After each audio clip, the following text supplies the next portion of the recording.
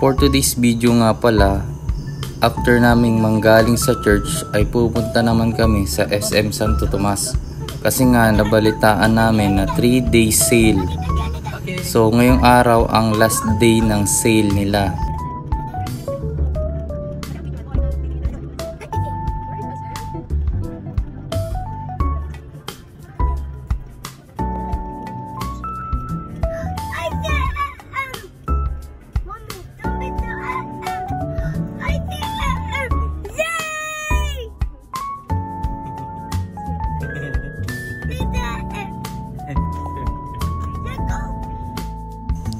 At yun na nga, tuwang-tuwa nga pala ang aming anak.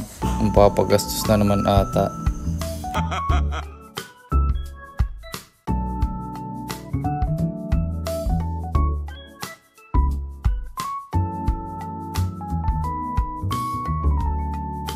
Maaga na nga pala kaming nakarating pero grabe, traffic agad. Sobrang dami na napunta sa SM.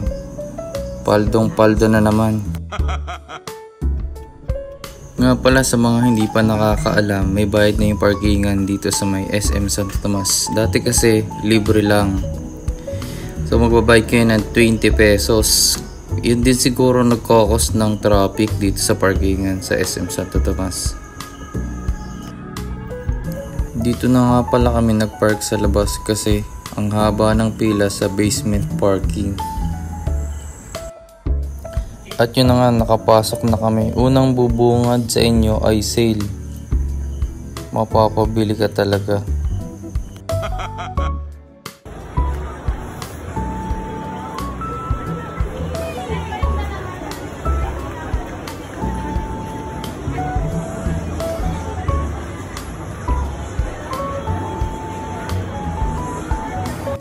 First priority syempre ay toys.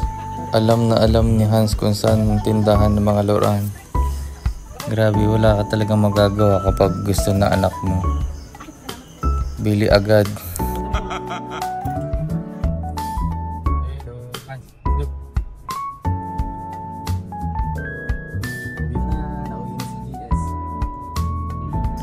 Uwian na pero mas na sale yung wallet ko.